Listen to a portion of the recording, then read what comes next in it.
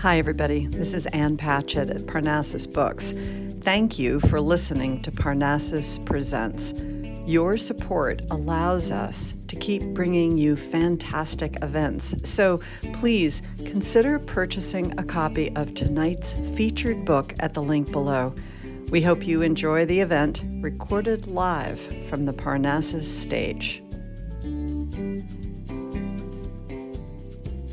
Thank you so much for coming out. It is great to see such a huge crowd. My name is RJ Witherow. I'm the events manager here at Parnassus Books, and I am so excited for tonight's event. Tonight we are bringing you Leif Enger, the author of several books, best-selling, award-winning books, including Peace Like a River, and today, I see some clapping, we are here for his new book, Cheerfully Refuse, which I will say, I do a lot of these events here.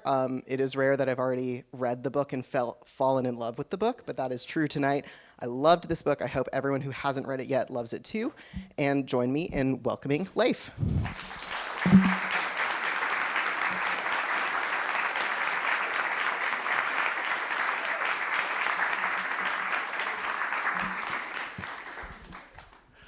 Thanks, River. Well, isn't this cool? Wow. I'm really impressed. I was in the back and I could, geez, Mike. I'm so glad to see you guys, Mike and I have old friends here. This is terrific. Here we are in a bookstore that is so cool and such a landmark that earlier today I was on the phone with a poet friend of mine in St. Paul, and he said, "Where are you at now?" And I said, "I'm in Nashville." He said, "You're going to that store." I said, "Parnassus." I said, I feel like it's a pilgrimage. I should have walked. And he said, "Dude, you should have crawled." That's the bookstore you have at your fingertips. Pretty fantastic. If anyone here has already read this book, you'll see what a love I have for bookstores. The spirit of book selling is heavy in this book, and it was a delight to write, partly for that reason. I'm just going to talk a little bit about how this came to be. This book is being described as dystopian. The descriptions are true, but I also feel like that adjective needs some qualifying. Most dystopian stories, and I love a good dystopian story, but most of them are set into motion by something people have no control over. So there's a massive pandemic, or there's a series of asteroid strikes, or solar flares, or there's a nuclear war, or a rapture, or take your pick. There are plenty of options, plenty of ways we can go off the rails. This one is a little different, I think, in that it's a dystopian story that didn't require any of that. This is the kind of skewed world that we could end up with, that we could vote ourselves into, that we could just walk into thinking, no, everything is all right. This will be okay. And then one day, years down the road, you wake up and 16 people own everything. 16 astronauts just own everything. And your friends are in work camps.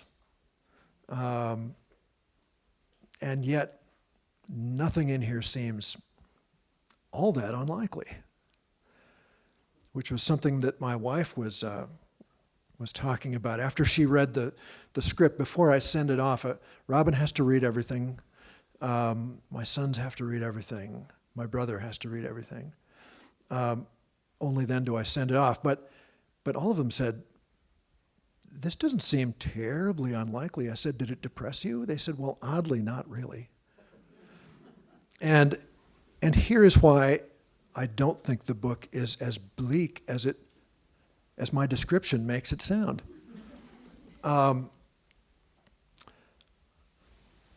Every morning I would get up early and I would go to my office and I would start working, and it was as if my protagonist, whose name is Rainey, he is a bass player and house painter. in Duluth, Minnesota, and later in Icebridge, Minnesota, up the north shore of Lake Superior. Rainey would be in there, and I've never written a book where the voice of a narrator came to me so easily and so fully. And Rainey has no rage in him. He's not a rageful person. I don't know where he came from, because I sometimes get a little angry. Rainey doesn't seem to have that. Rainey is somebody who tends to see the best in everybody. And so he was the perfect person, I think, to tell this story about maintaining hope and optimism in a world that is essentially screwed up, maybe beyond repair. I started the book on the first day of lockdown in Minnesota, so mid-March 2020, and it wasn't hard to imagine the world being kind of messed up. And so what I needed to get through those dark days was this particular story told by this particular narrator, and I've never had more fun writing a book. So one thing I think keeps happening no matter what happens in the world we live in is that people keep falling in love with each other, and they keep being a little nonsensical when it comes to the people they love. There's not a line they won't cross for them. It's a delight to write about people like that, and I don't think that stops just because society has gone off the rails. So when I was first beginning the story, there was a scene.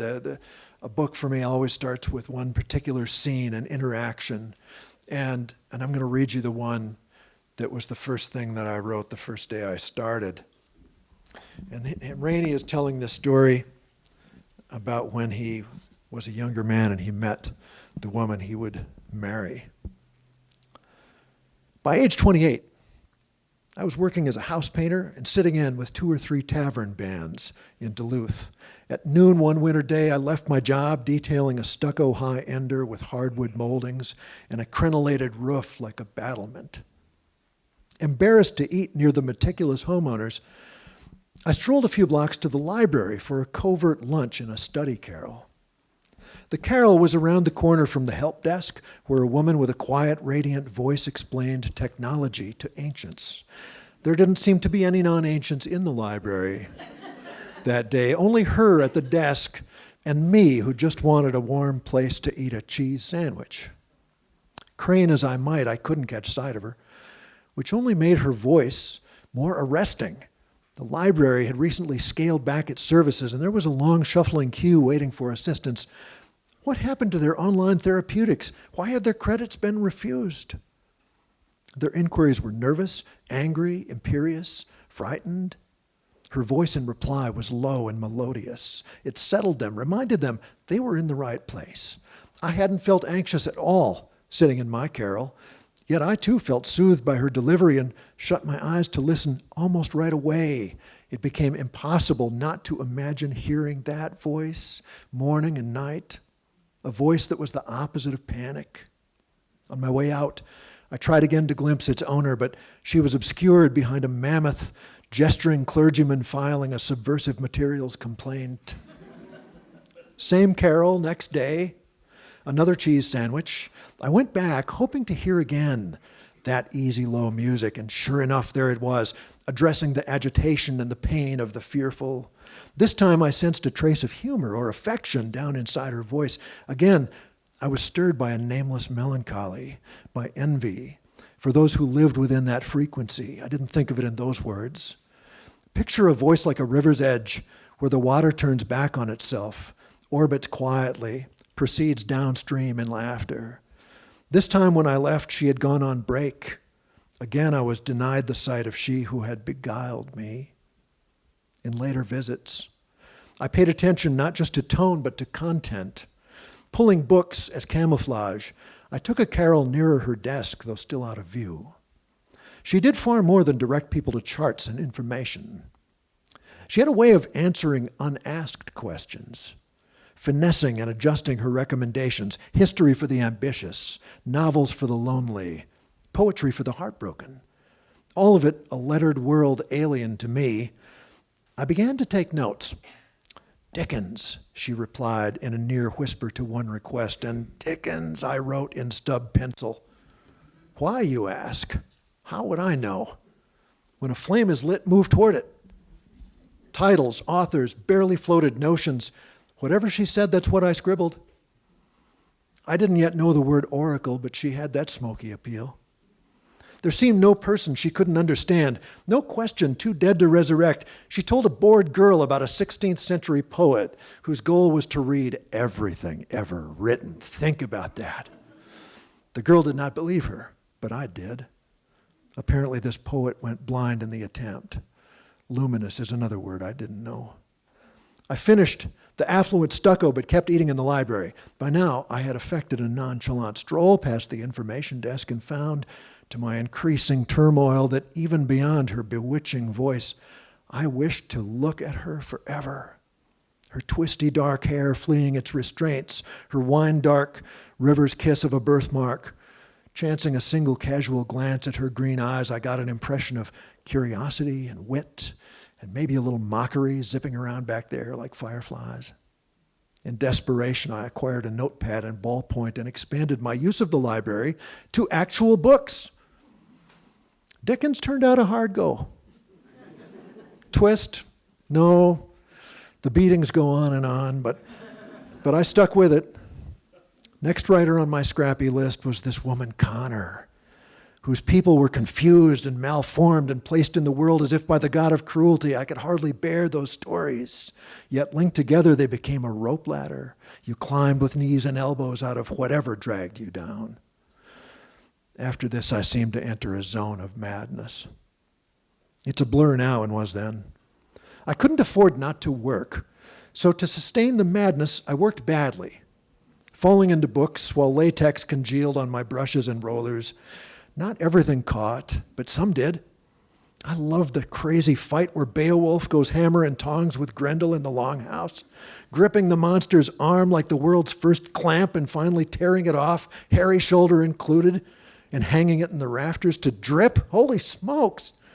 I was taken in too by the long boat ride of Odysseus with its 1,000 interruptions, Circe with her ominous pig yard, what had to be an invigorating layover with Calypso, and the startling wit of the Cyclops, announcing a nice surprise for Odysseus, but then guess what it was? You shall be eaten last. Well, come on, painting jobs thinned into the distance as these stories swallowed whole afternoons. A dazed reader wrapped in stormy light cast by Lake Superior that raging autumn when the sun got lost for 7 weeks straight in a rack of permanent clouds.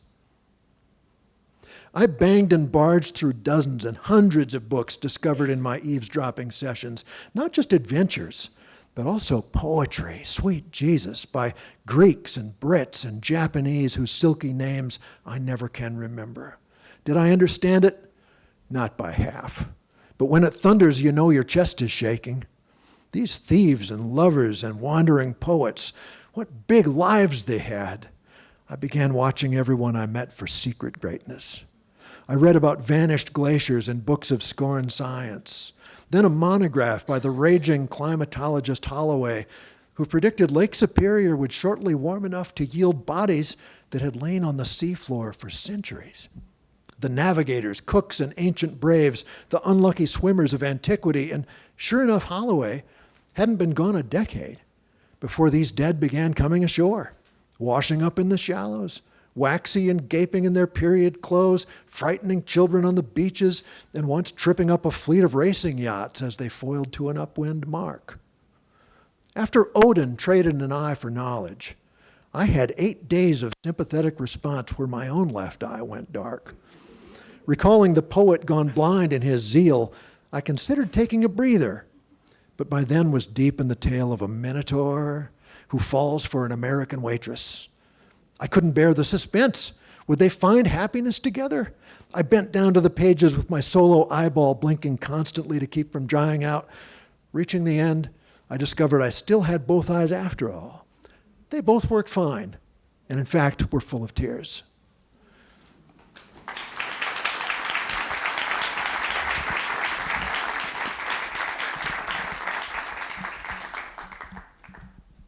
Thank you. I'm just struggling to open this water. There we go. So Rainey just kind of won me over in that scene, and I trusted his voice right away, the way he trusted Lark's voice. Here's a man who's falling in love simultaneously twice. He's falling in love with a woman who he's not even seen yet, and then he is falling in love with books themselves, with what happens to you when you fall into a story and it sweeps you away. He is ravished by literature, and he did not see that coming. He didn't see it coming. And I couldn't help but think as I was working on this, that as long as we have people who are willing to let themselves go, and look, it's not just what you read or how long you remember it or how you can stack it and file it in your mind. It is, in fact, that process, the thing the lift that you get just by falling into a tale and forgetting where you are. I remember the first time this happened to me. I was 8 years old. The book was The Wind in the Willows.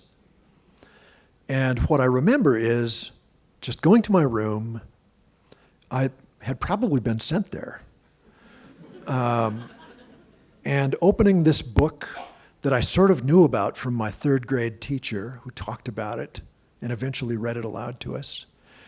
But suddenly, I was on a river with a water rat, going downstream and taking a picnic basket full of delightful food, and then there was an otter, and there was a badger, and there were all these creatures having these adventures, and I wasn't even in my room. I was just on the river. And that was something new. My mom had always read us stories. I loved that. I remember those reading sessions. They were an every night thing. And maybe that's what prepared me, because when I was 8, I thought, oh, wait, my world is not just my room. The world is enormous, and there's so much out there, and there's so many lovely people and things and ideas and places. What happens to Rainey is that this happens to him at the age of 28. Think of it. It can happen to you at any time.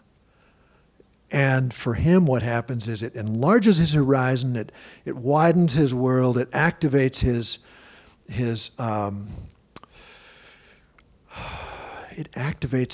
stewardship of the world and his capacity for love and for empathy. It makes him a different person, a better person. It makes him a person, actually, that the woman he doesn't see until later is able to fall in love with him. It's that kind of a story. So there is another character in this book I want to introduce you to briefly. And that is the boat. There's a boat that he ends up adventuring on for a while in this story. And the boat is named Flower. And I want to read to you the story of how he acquired this. You know, it's under 30 feet long on Lake Superior. That's a very small boat indeed. And here's how he gets the boat that is important in this novel. When a day turned hard, it was good to hang in Lark's orbit, but she was at the shop and didn't need me looming around. I spent the afternoon in the pole shed we rented at zero expense from a neighbor who just wanted it occupied as a vandal deterrent. A few years previous, a small cruising sailboat had landed in my possession, a project boat, you would call it, a relic from our neighbor, Eric Haflinger, who got it in trade for 7 cords of slab wood back when people still imagined things would even out. I used to check in on his ongoing renovation, though it seemed to me as lost as causes get. Would it ever sail again? I doubted it, but Eric didn't. He named the boat Flower, which I thought was sort of lame until Lark informed me she loved it. I would stop over, and there Eric would be on the ladder, unscrewing stanchions or sanding the combings that rimmed the tidy cockpit, rethreading lifelines, sometimes just leaning around on deck, smoking something he called airplane, which was shipped to him at high personal risk by a renegade nephew. Eric's old man was a sailor in the U.S. Navy who later delivered private yachts across the deadly seas, not just the Atlantic and Pacific, but also the Black Sea with its resurgent piracy, and the anoxic Indian, and the post-ice Arctic where rogue waves swallowed dozens of freighters a year. Did I already tell you I feared the lake? Eric liked to repeat his dad's contention that Superior was on par with any water on earth for flat-out menace, a 300-mile fetch of malevolent spirit. I was silently glad the boat was his, not mine. You a sailor then? He asked early on. He was showing me Flower's tiny interior, its curved coach roof and crazed port lights. Not yet, I told him. We sat on low stools under time-dark timbers, and the steam from our cups rose curling into a sunbeam. I had sailed once with Lark years ago. It sealed us forever, that trip, and also made the sea a thing I loved best at a distance. But safe ashore, who is immune to the warmth of rubbed teak? A gimbaled bronze lantern, coffee steam rising in sunlight. I admired Eric. I liked his stories. It felt nice to imagine that I too wanted a sailboat. I didn't, really. I wanted the twisting steam. By now, I had read enough to know what irony meant, but not what a devious bastard it is. Inevitably, Eric enlisted me in perpetual reno. We repaired the teak and holly sole, removed an obsolete transponder from the hull and patched it with greenstone epoxy. He was a versatile craftsman and easy talker. He meant to take Flower down the Sioux, through the grates and clear to the salt. He had a spooky old sister living in a hut among the Thousand Islands en route to Montreal. It was medicine listening to him dreaming his way through that daft archipelago, many isles no larger than the shacks and wayward chalets perched atop them, home to Haints and Whites, among whom his mischievous sister felt at ease. When Eric got sick, he didn't know what it was. He only felt himself contracting, his lithe strength evaporating, the ladder steeper daily. One morning I found him in a muttering heap at its foot. His dream of taking a resurrected heirloom to the far side of everything, that dream dissipated like the vapor it was. I kept up the daily visits because what Eric suddenly needed was someone to lift him bodily and dangle him to allow his spine to stretch out for 10 or 12 minutes morning and night. There are pulley arrangements for this sort of traction, but Eric said they were uncomfortable and dangerous and didn't work.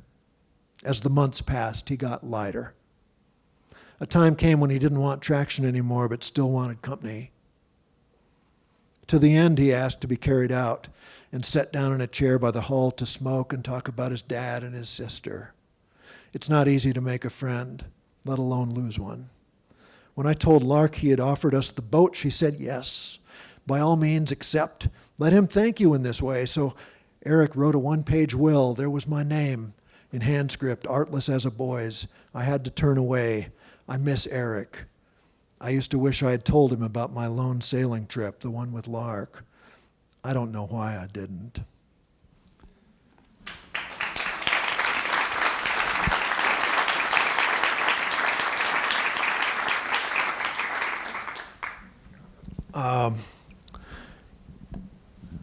So that's how he gets the boat. There's also a lot of maritime adventure in this story because tragedy strikes partway through the book, and I knew it was going to. I knew tragedy was going to come. It always does, but I wanted to continue because I wanted to see how he would get through it, and I did not know. I wanted to see what would carry a man living in a darkened world to the far side of Lake Superior and the far side of what he imagines is his life. And he didn't let me down. I feel so delighted. This is the first book I have ever written that when I came to the end of it, I was really sad to send it off to my book agent because it meant that it wasn't just a place where only I could go. I think during the pandemic, I needed a place where I could go, and I still feel I'd love to take just one more crack at it, just for the excuse to hang out in his world again.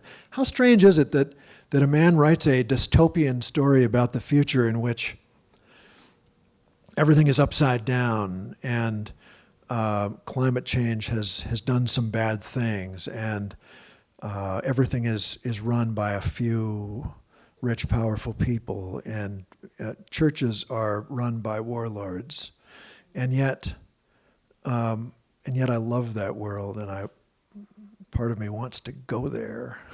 How strange is that? I don't know. I was just so invested. I'm awfully glad to see this many people here to hear about a book like this.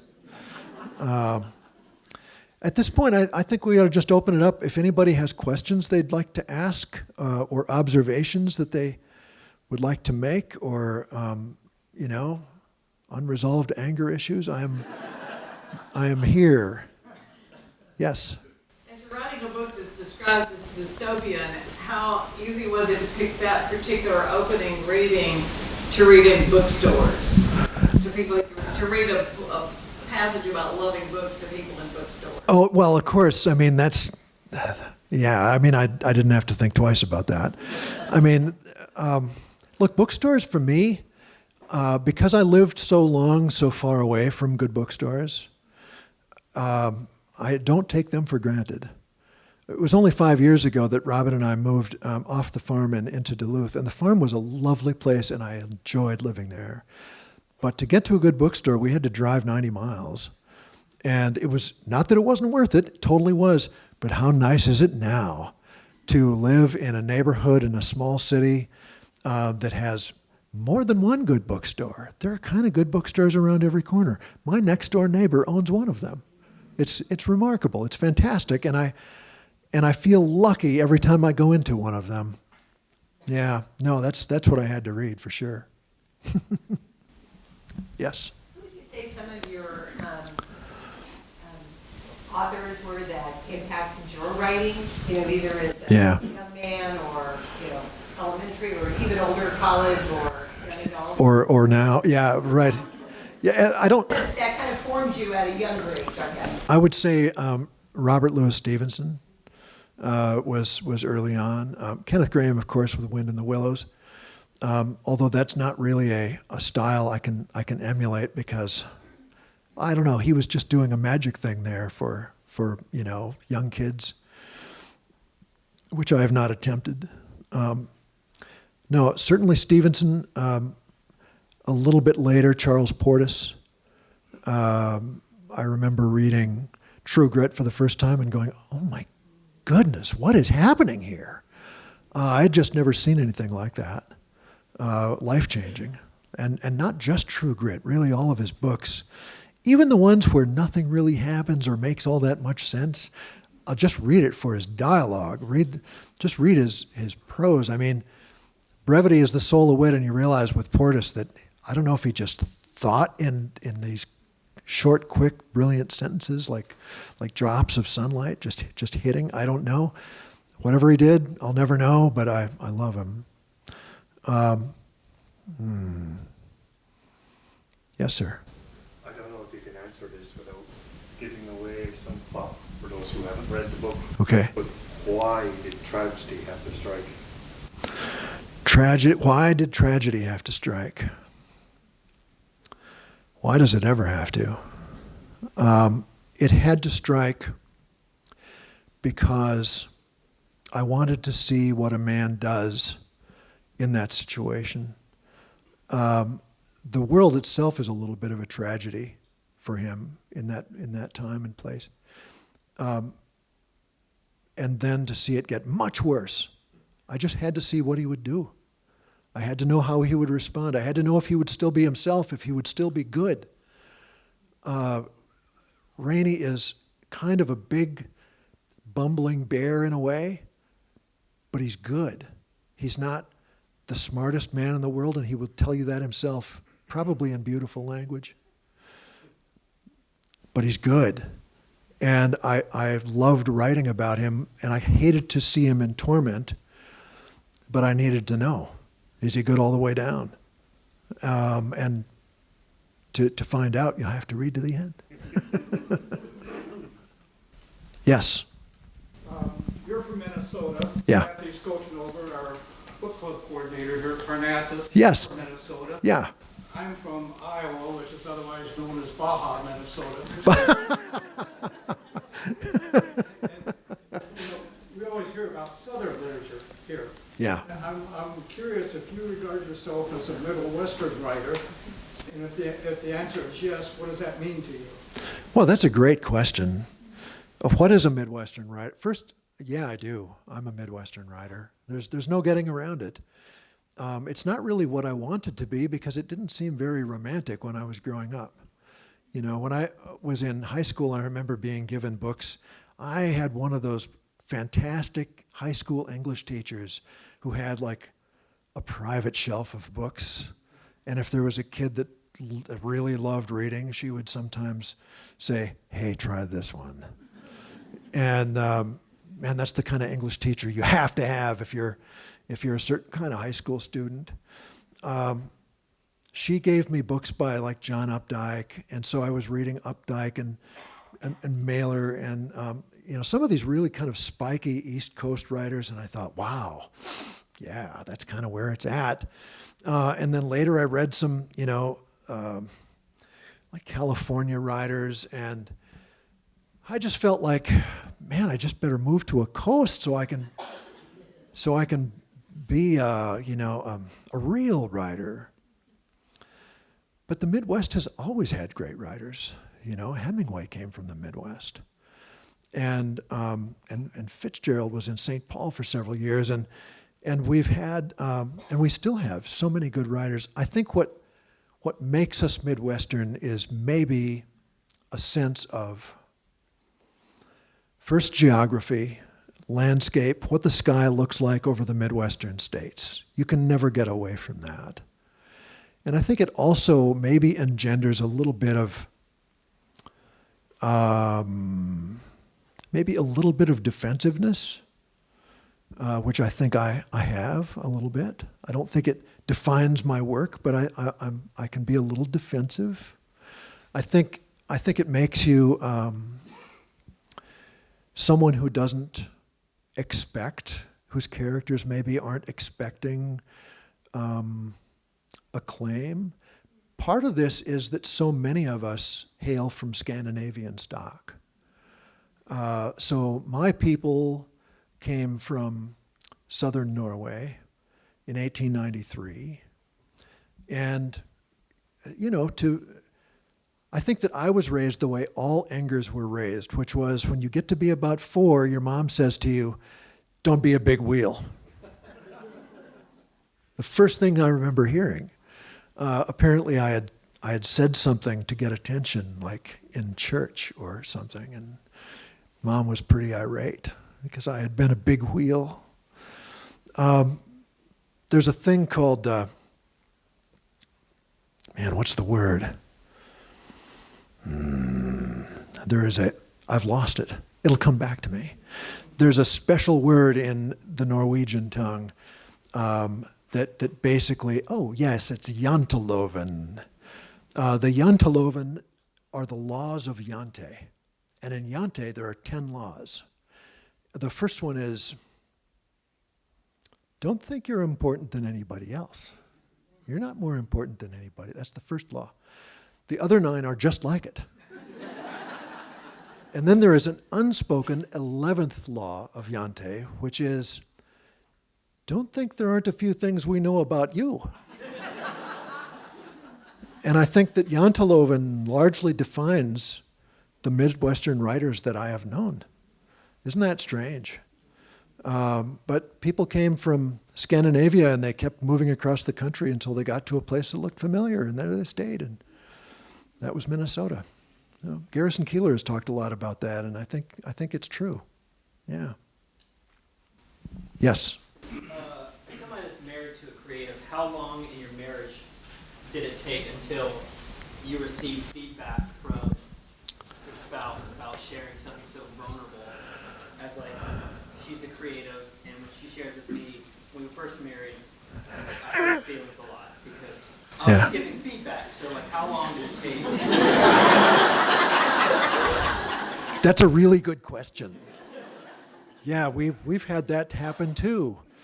I think that Robin took maybe I don't know 15 years to kind of learn kind of the art of handling me carefully. And I would love to say, oh, she doesn't have to worry about that. I can take it. No. I'm very tender with my new stuff, and I have to be handled with care. And it's the same. My wife is a quilter, and a really good one. She does like art quilting, and she will often try something out on me the way I try out a draft on her. And it's always it's almost a performance, because when I give her new stuff, I always read it to her aloud, because that serves a double purpose. It means that if it's clumsily written, I'll stumble over the words. So I know if it's good, if I can read it well, and if she is rapt.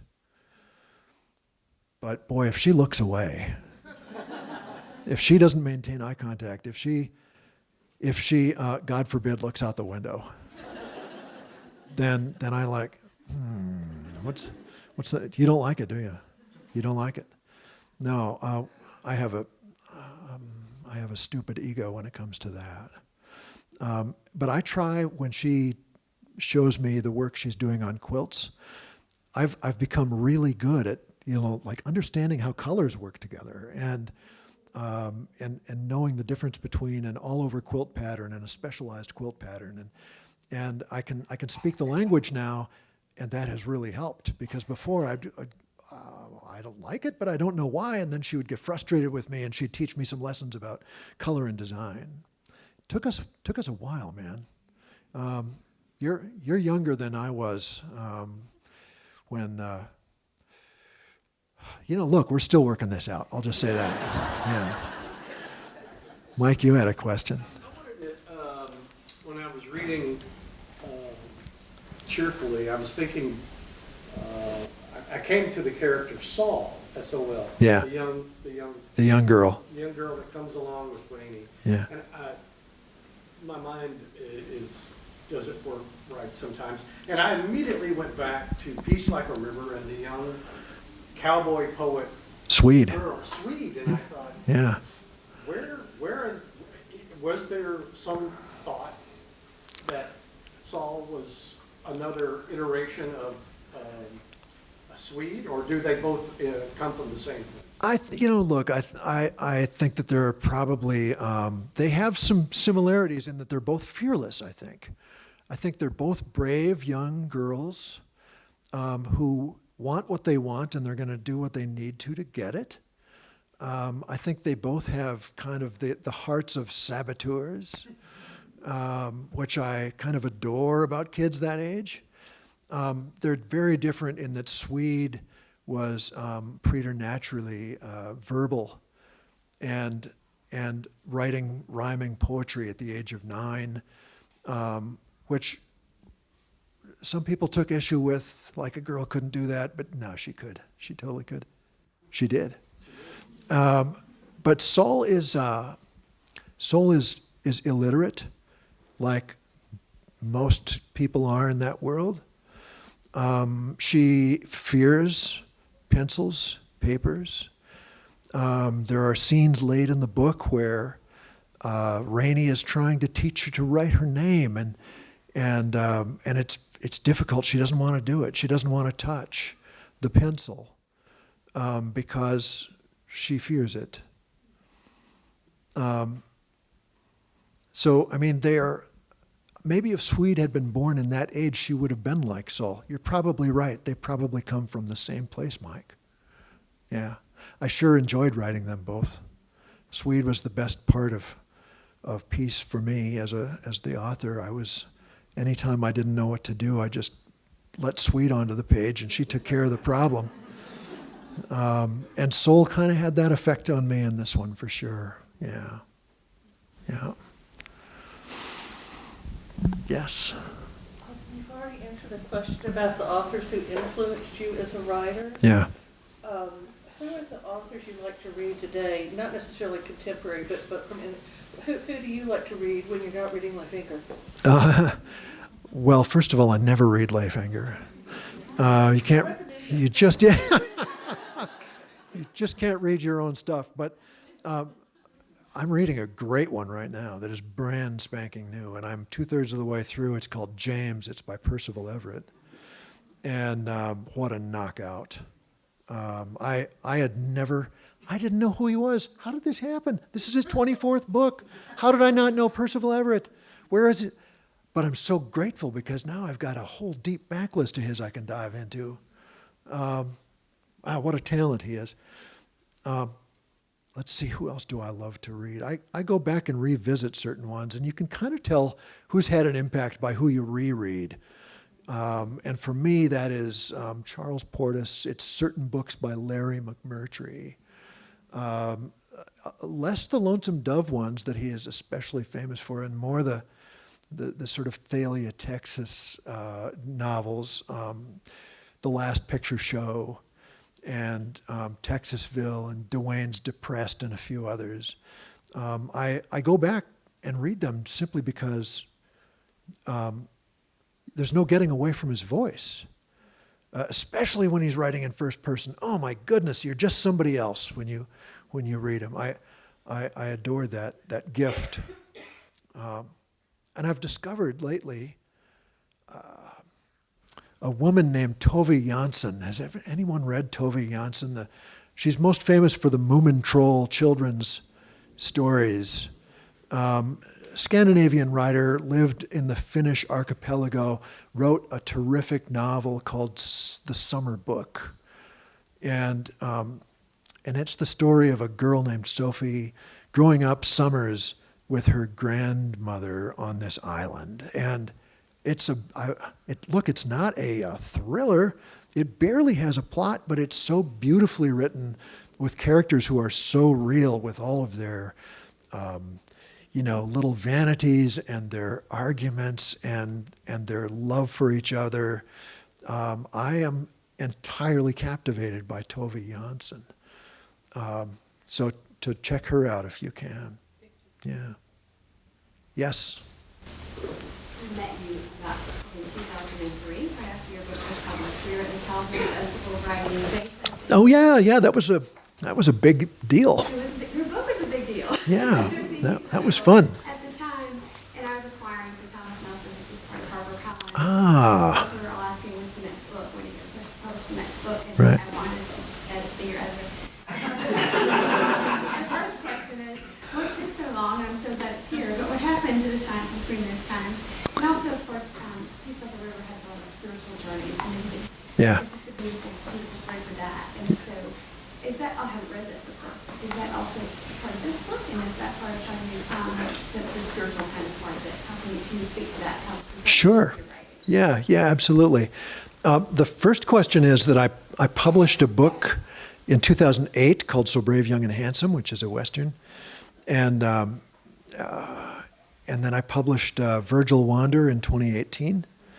And so neither of them went to Thomas Nelson because I love my publisher, Grove Atlantic, and they've been incredibly good to me and loyal. They published me really well, but I'm so glad you are interested. The spiritual journey, which I think that we're all on one, I really do. I wrote about very overtly in Peace Like a River. I have not done it that overtly since then. And certainly the people in I Cheerfully Refuse are on a spiritual journey, absolutely. But it is not what you would call an evangelical novel. I am a believer in the meaning of the world and in the importance of looking for meaning and looking for the truth.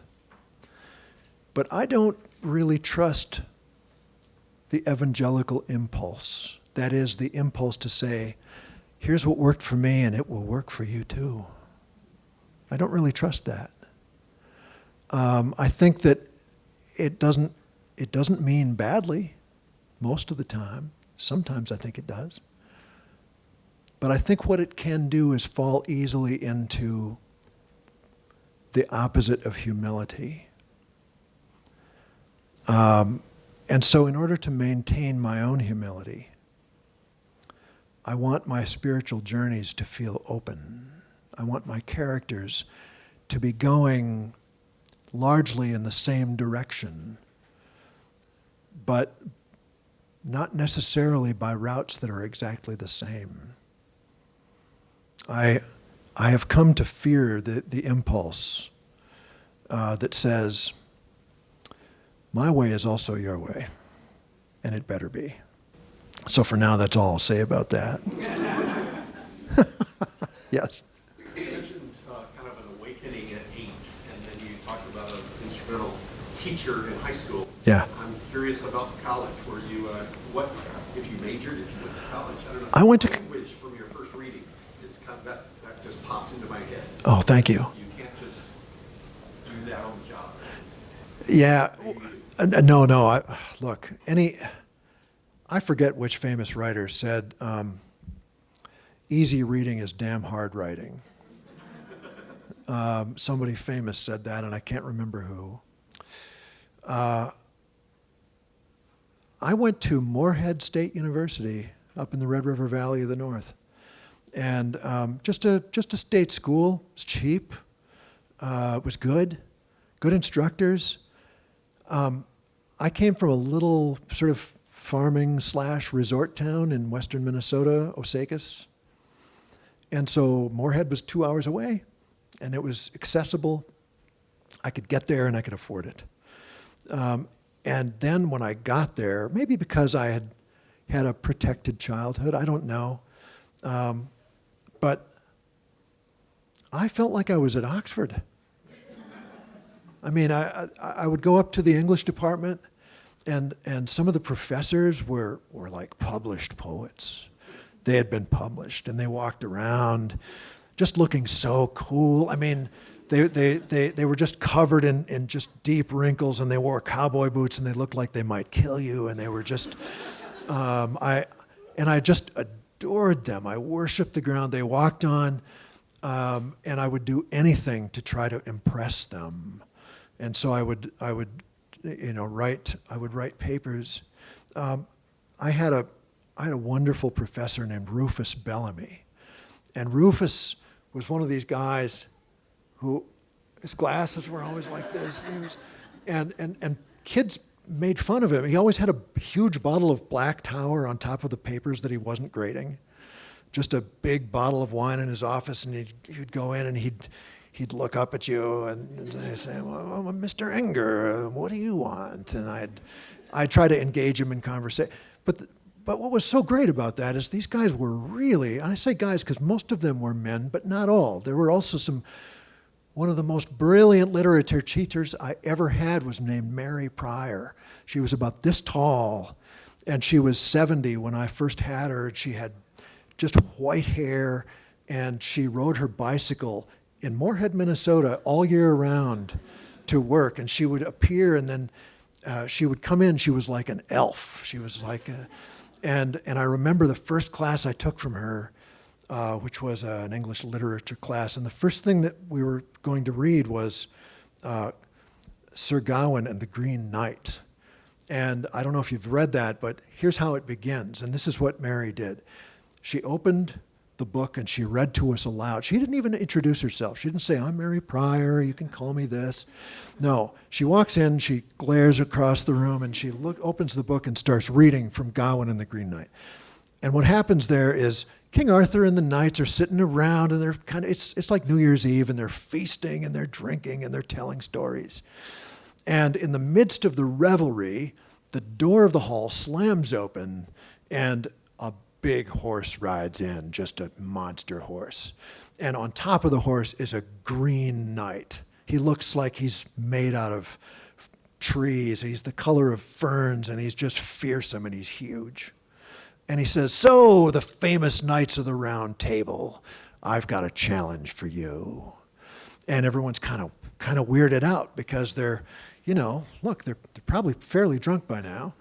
And also it's kind of the waning, it's not the glory days of the Round Table. This is late in the game, and everybody's a little bit nervous that maybe our best days are past us. And the Green Knight says, "Whoever wants to should take my axe, and I will stand still and you strike me down.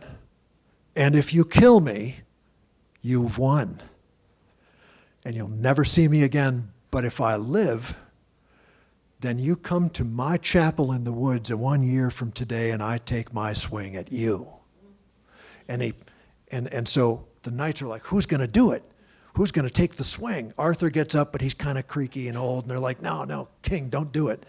And finally, Sir Gawain, who is young, gets up and he says, I'll take the challenge. And he takes the axe and he smites the head right off the Green Knight.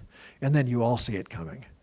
The Green Knight leans down, picks up his head, tucks it under his arm, and the head says, "I will see you in 1 year." And he climbs on his horse and he rides away. And at that point, Mary Pryor puts the book down and says, "There are 3 copies at the library." And we all, after class, were just sprinting to the library. Everybody else had to go to the bookstore and get it. But I just remember thinking, I don't know what else to do with my life. I want to sweep people up the way that swept me up. There was, at that point, it was like set. I was going to be a fiction writer. I might never get published. I might never make a living, but I was gonna write stories, and I was going to write them hopefully in such a way that people would want to run to the library, So yeah, I mean, that college was great for me.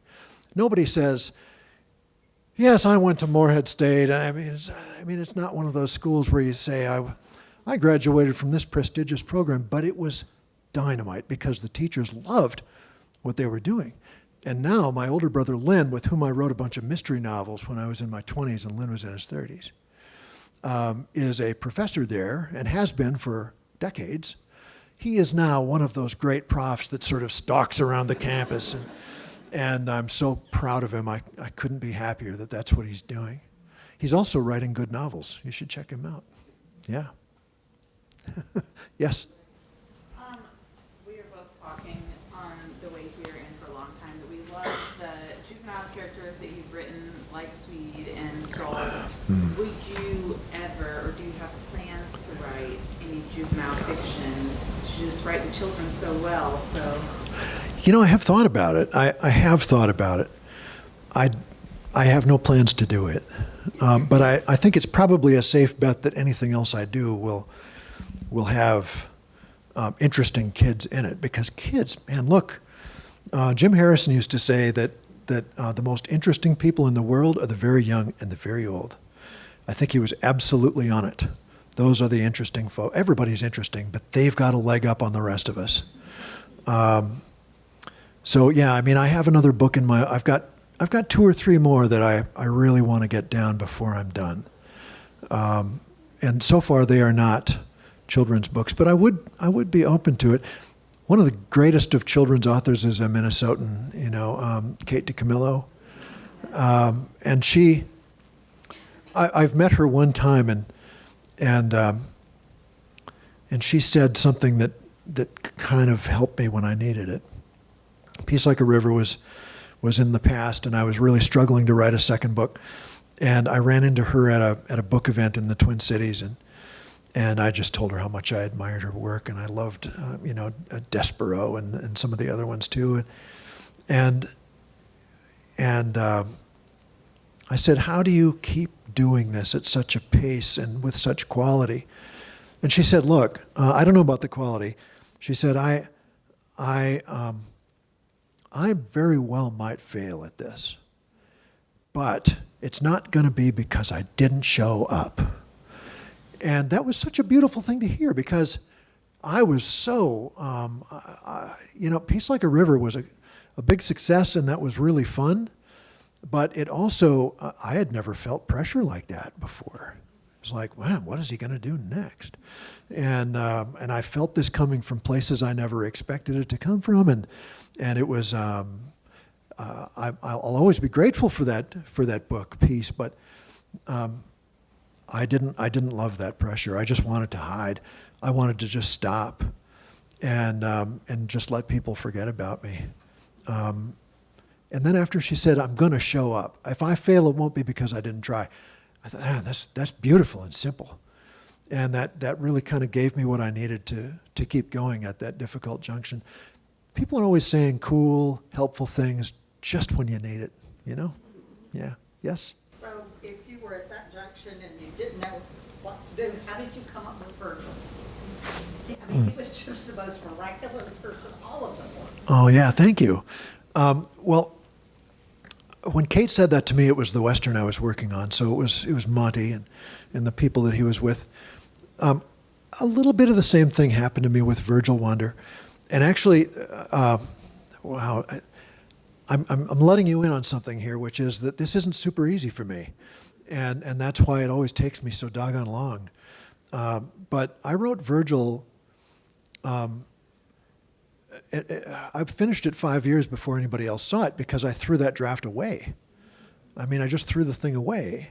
And what happened was I didn't know that it was a bad book, but then I got really sick. I got meningitis, and I couldn't operate my eyes very well, so I didn't look at my draft for 2 months. And then I recovered from the illness, and I opened my laptop, and I read that draft, and my heart sank. I realized, oh, I've written a bad book. I mean, I thought I've written my first bad one. And I was so mortified that I let it go. I pressed delete and started again.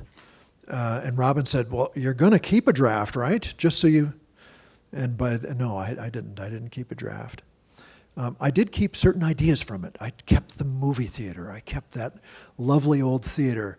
But I changed utterly Virgil, the owner. He was kind of the problem in the first draft. I didn't understand him. And then after I recovered from my sickness and I got my words back, then I had what I needed to write a character because I had been through a fire. And I needed Virgil to have gone through a fire that was similar to that. So that was simply, making the best of the situation I was in. Thank you for asking about Virgil. He's one of my, yeah, oh, thank you. Yeah. That was one more question, I'm told. Yeah. My complaint for you, the one thing I hate about your books. Yeah. She hates my books. Is that I don't want them to end. I love Virgil. Virgil got me out of a reading slump during the pandemic. Given to me, I called for asking for a recommendation from a small bookstore in Marquette, Michigan. Yeah. And they sent it to me, and they said, this is what you should read, and I fell in love. Oh. And that was my first one of your books. Oh, thank you so much. That's nice to hear. And now I read Cheerfully, and what I love about Virgil and Cheerfully is I love that your characters are perfectly imperfect, and I want to know what they're going to do. I want to know what that's going to be. Oh, thank you. I hate that they end. Yeah, wow, thank you. I can't ask for a better ending than that. Thank you. Thanks very much, and thanks to all of you for coming out. I so appreciate it. You know, this is nothing any writer ever takes for granted. There are other writers here tonight, and they don't take it for granted either. Yeah. Thank you so much, everybody.